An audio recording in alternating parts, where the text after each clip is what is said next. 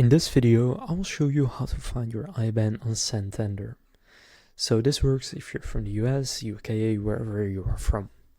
To do this, what you want to go and do is just go to the Santander website and then here go to support. Now you don't need to be signed in for this, just go and click on view all support and then here scroll down until you see payment support and there click on the international payments link. Then once you scroll down a bit more, right here you can see you will need your IBAN, so you can see it if you add your sort code and account number below. This may be different if you're from the US, but here just enter your sort code and account number and then click show IBAN, and then from there it will show your personal IBAN.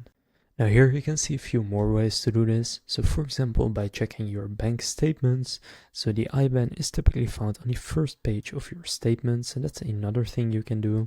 And you can also go to online banking or the mobile app and navigate to your account details or statement section, and then your IBAN will be listed along with your account number and sort code right there as well. So that's basically 3 ways that you can use to find your Santander IBAN. If this video was helpful, please consider leaving a like and subscribing to my channel. With that being said, I will see you in the next video.